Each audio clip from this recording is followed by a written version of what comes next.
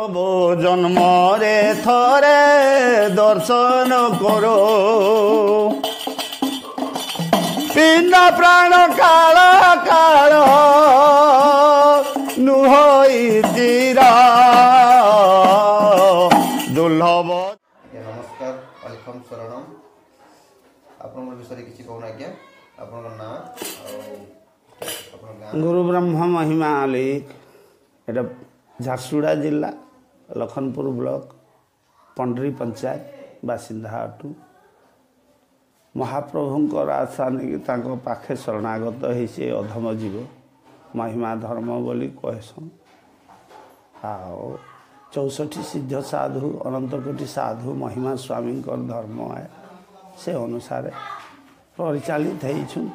ପାଲୁ ନ ପାଲୁ ଏ ଜୀବ କୀଟ ଜୀବ ତାଙ୍କ ପାଖରେ ଶରଣାଗତ ହେଇଅଛି। ଏହା ହିଁ ଭାବନା, ଏହା ହିଁ କାମନା। ଜଗତ କଲ୍ୟାଣ ହଉ, ସମସ୍ତଙ୍କ ହୃଦୟରେ ନାମ ବ୍ରହ୍ମ ଜାଗ୍ରତ ହଉ, ଗୁରୁ କୃପା ହଉ, ମହିମାଙ୍କ ଦୟା। ହଁ ଆଜ୍ଞା। ଆପଣଙ୍କର ବିଷୟରେ କିଛି କହନ୍ତୁ, କ'ଣ କାର୍ଯ୍ୟ କରନ୍ତି, ଆପଣଙ୍କ ଜୀବିକା ବିଷୟରେ କିଛି କୁହନ୍ତୁ, ପରିବାର ବିଷୟରେ କିଛି କୁହନ୍ତୁ। ଆମେ ଖଡ଼ୁରା ସମାଜ, ଯାହାକି ବାସନ ବର୍ତ୍ତନ ଆମର କୌଳିକ ବୃତ୍ତି ସେ କାର୍ଯ୍ୟ କରିକିରି ଜୀବିକା ନିର୍ବାହ କରୁ। ଆଉ ପଣ୍ଡରୀ ବାସିନ୍ଦା ଆଉ ଆଖେପାଖେ ବୁଲିକିରି ଜୀବନ ପରିପୋଷଣ କରି ଚଲୁ। ଏଇଟା ପ୍ରଭୁ ଦରବାରରେ ଦୁଃଖ କେତିନି କେତେ ଭୋଗ ହେବା ଦ୍ୱାରା ତା ପାଖରେ ଶରଣାପନ୍ନ ହେଇକିରି ଏ ଯିବ ଆଜି ତାଙ୍କ ନାମ ଧାମରେ ଯାହା ପାରୁ ନ ପାରୁ ପ୍ରଭୁ ପାଖରେ ସମର୍ପଣ ହେଇଛି। ଆଉ ଏମିତି ଭଜନ ଗାଇ ଗୁଆ କରି ତାଙ୍କ ପାଖରେ ସବୁବେଳେ ପଡ଼ି ରହିଛି। ଏଇଟା ହିଁ ଭାବନା। ମୋ ସ୍ତ୍ରୀ ଅଛନ୍ତି, ପୁଅଟେ ଝିଅଟେ, ପୁଅ ଝିଅ ଅଛନ୍, ଝିଅକୁ ଦିଆ ହେଇସାରିଛି। ପୁଅ ପାଇଁ ବୋହୂ ଆଣିଛୁ, ତା ଝିଅଟେ ହେଇছে। ଆମେ 5 ଜଣ ଅଛୁ। ଆଉ ଭଜନବାଲା ମାନେ ଆପଣ ଯେଉଁ ଅଲେଖ ଧର୍ମ ଗ୍ରହଣ କରିଛନ୍ତି, ଏଇଟା ଆପଣ ଆଗ ବାପା ମାଆଙ୍କ କାଳରୁ ନା ନୂଆ ଏବେ ନେଇଛନ୍ତି? ଆମ ଜେଜେ ବାପା ମାନେ ଥିଲେ ସେଇ ଧର୍ମରେ, କିନ୍ତୁ ସେମାନେ ପୂର୍ଣ୍ଣ ରୂପରେ ନୀତି ନିୟମ ପାଳନ କରୁନଥିଲେ, କିନ୍ତୁ ଥିଲେ। ଏବେ ସେଇଟା ପ୍ରଭୁଙ୍କର ଦୟା ଥିଲା। ଯାହା ଅନୁମାନ ଅଧରା ନୀତିକୁ ପୂର୍ଣ୍ଣ ରୂପରେ ମାନେ ପାଳନ କରିବା ପାଇଁ ମହାପ୍ରଭୁ ଆଦେଶ ଦେବା ଦ୍ୱାରା ଆଜି କୀଟ ଜୀବ ତାଙ୍କ ପାଖରେ ପାରୁ ନ ପାରୁ ଶରଣାଗତ ହେଇଛେ। ଏମିତି ଚାଲିଛେ ତାଙ୍କ ଇଚ୍ଛା। ଅଲେଖ ପ୍ରଭୁ କେମିତି ଆପଣ ପୂଜା କରନ୍ତି, କେମିତି ଗ୍ରହଣ କରନ୍ତି? ଶୂନ୍ୟବାଦ ଅଟନ୍ତି, ସେ ସର୍ବବ୍ୟାପକ ଜୀବରେ ବ୍ରହ୍ମ ଅଛନ୍ତି, ବାକି କୌଣସି ଜାଗାରେ ନାହିଁ। ସେଥିପାଇଁ ଜୀବ ବ୍ରହ୍ମ ହିଁ କେବଳମ୍ ବୋଲଛେ। ଜୀବନଚର୍ଯ୍ୟା 8 ବର୍ଷ ସମୟରେ ମୁଁ କୂଅରେ ପଡ଼ିଯାଇଥିଲି। ସେ ସମୟରେ ହିଁ ଏ ମହିମା ଧର୍ମରେ ପିତାମାତା ନେଇକରି ମୋତେ ସମର୍ପଣ କରିଦେଇଥିଲେ। କିନ୍ତୁ ତାପରେ ମୁଇଁ ଆଉ ପ୍ରଭୁ ନାମରେ କିଛି ଟିକେ ବାବା ମହୋଦୟ ମାନେ ଆଇଲେ ତାଙ୍କ ପାଖରେ ଶରଣାଗତ ହେଇକରି ପାରୁଥିଲି। କିନ୍ତୁ 12-14 ବର୍ଷ ପରେ ଗୁରୁ ଜଣେ ଆଇଥିଲେ। ସେମାନେ ଦେବଗଡ଼ର ଗୁରୁ ସାହିର ଦୁର୍ଯ୍ୟୋଧନ ଗୁରୁ ମାଷ୍ଟର ଥିଲେ ସେବାଶ୍ରମର। ତାଙ୍କ ପାଖରୁ ଏ ନୀତି ନିୟମ ଶିଖିକିରି ତାପରେ ପୂର୍ଣ୍ଣ ରୂପରେ ପ୍ରଭୁ ପାଖରେ ସମର୍ପଣ ହେଇକିରି ମୋ ଜୀବନ ଭିତରେ ମୁଁ ବାବାଜୀ ବି ହେଇଯାଇଥିଲି। ବାବାଜୀ ହେଇଗଲା ପରେ ମୋର ପେଟ ଗରମ ହେଇକିରି ପେଟ ଅପରେସନ୍ ଗୋଟେ ଝିଅକୁ ଦେଲି, ପୁଅ ପାଇଁ ବୋହୂ ଆଣିଲି। ଏଇଟା କରିକିରି ଘର ସଂସାରରେ କିପରି ଚଲନ୍ତି ସେ ଅନୁସାରେ ଚଲାବୁଲା ଲାଗିছে। ସେ ପ୍ରଭୁର ଇଚ୍ଛା। ଗୃହୀ ଭକ୍ତ ବି ପାରୁ ନ ପାରୁ ସେ ବି ଶରଣାଗତ ହେଇଥାଏ। ଆଉ ଆଡ଼ବନ୍ଦ ବକଲଧାରୀ ମଧ୍ୟ ଥାଇକିରି ପ୍ରଭୁଙ୍କ ନାମ ଧରି ପାରିଥାନ୍ତେ। ଆପଣ ମାନେ ସକାଳୁ ଉଠିଲା ପରେ ଏମିତି ସବୁଦିନ ଭଜନ ଗାନ କରନ୍ତି, ଦର୍ଶନ କରନ୍ତି, ସ୍ନାନ କରନ୍ତି ନା? 3:45ରୁ ଉଠି ପଡ଼ିଲେ 4:15 ଭିତରେ ସ୍ନାନ ତର୍ପଣ କରିସାରି ଦେଇକରି ପ୍ରଭୁ ଦର୍ଶନ ସପ୍ତବାର ସକାଳ ପଢ଼ାଯାଏ। ଅବକାଶ ପରେ ତାପରେ 34 ଗ୍ରନ୍ଥମାଲା, ତାପରେ ବାୟା ଗୀତା, ତାପରେ ସ୍ତୁତି ଚିନ୍ତାମଣି, ତାପରେ ଖଞ୍ଜଣି ଅନନ୍ତ ଖଞ୍ଜଣି ବାଦ୍ୟ ବଜେଇକିରି ପ୍ରଭୁ ପାଖରେ ହାତ ପଡ଼ୁ ନ ପଡ଼ୁ ହେ ପ୍ରଭୁ କହି କୁହା କରି ବଜେଇଥାଉଁ। ଏହା ହିଁ କିଛି ଭଜନ ଆମେ ଶୁଣିବାକୁ ଚାହୁଁଛୁ ଆଜ୍ଞା, ଆପଣ ଶୁଣାଇବାକୁ ଆଶା କରୁଛୁ। ଅଲେଖ ସ୍ୱାମୀ, ଅଲେଖ ସ୍ୱାମୀ, ଅଲେଖ ସ୍ୱାମୀ। महिमा परीक्षा हेउ कली जुग क्षय जाऊ महिमा परीक्षा हेउ कले जुग क्षय जाऊ महिमा परीक्षा नवखंड मेदिन रे नवखंड मेदिन रे श्री गुरु वचन रहो महिमा परीक्षा जुग क्षय जाऊ महिमा परीक्षा जानन्तु तिनि भुवन मानन्तु सकल जन जानन्तु तिनि भुवन चिन्हन्तु चाहि नयन दया कर महाबाहु महिमा परीक्षा कली जुग क्षय जाऊ महिमा परीक्षा प्रकाश ब्रह्म स्वरूप अरूप रूप अद्भुत शरीर व्यापे देव भक्त बानाव महिमा परीक्षा कले जुग क्षय जाऊ महिमा परीक्षा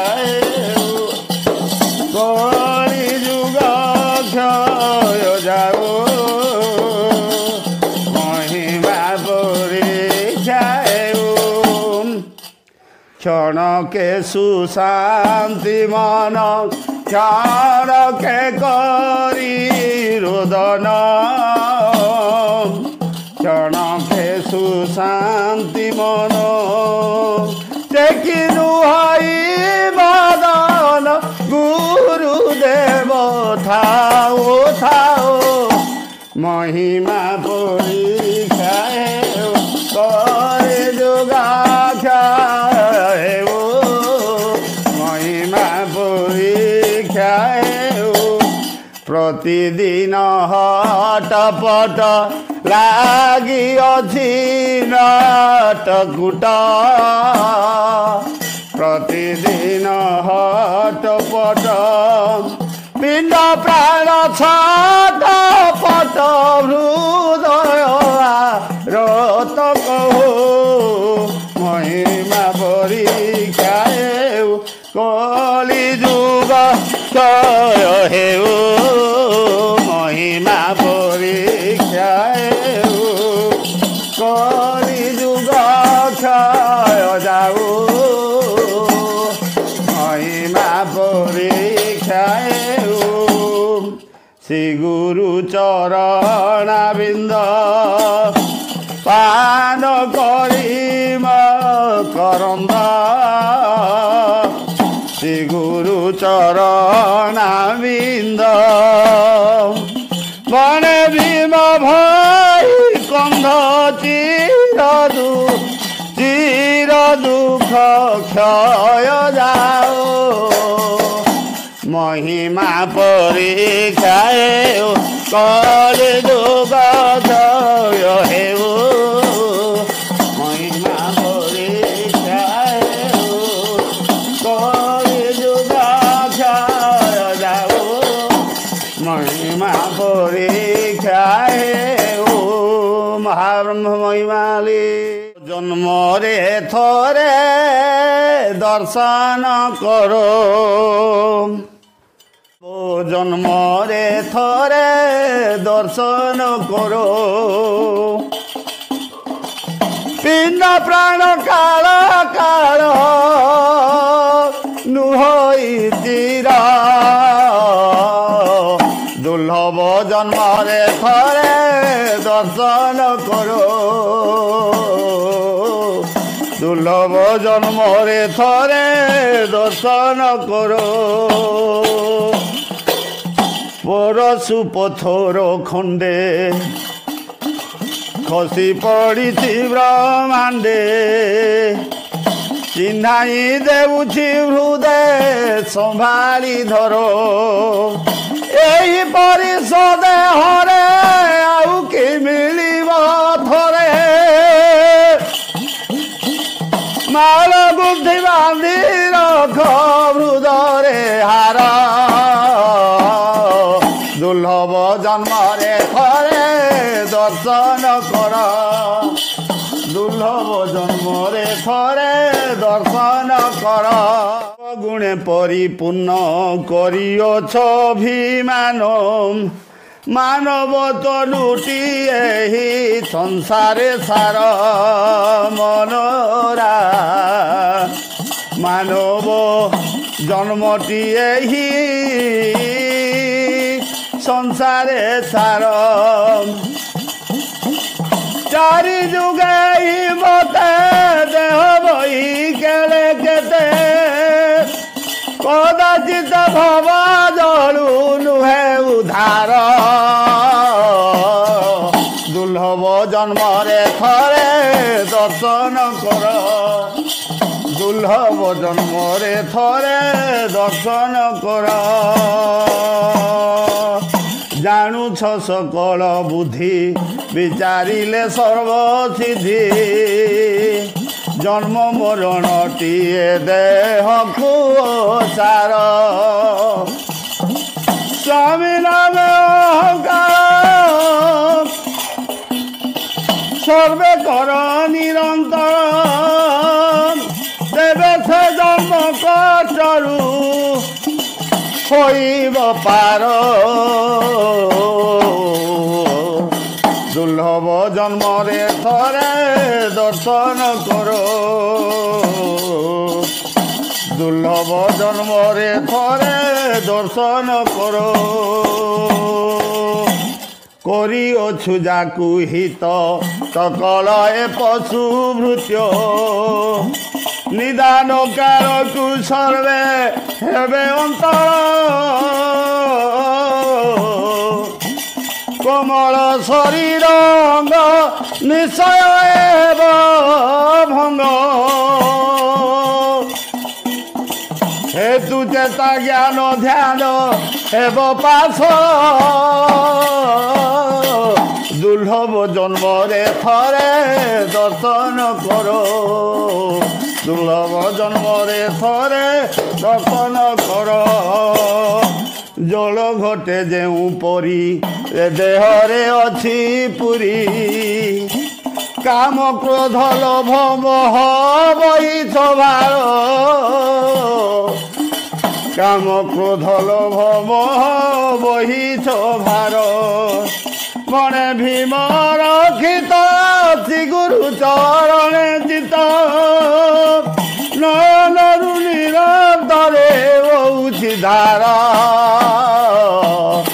ଦୁର୍ଲଭ ଜନ୍ମରେ ଥରେ ଦର୍ଶନ କର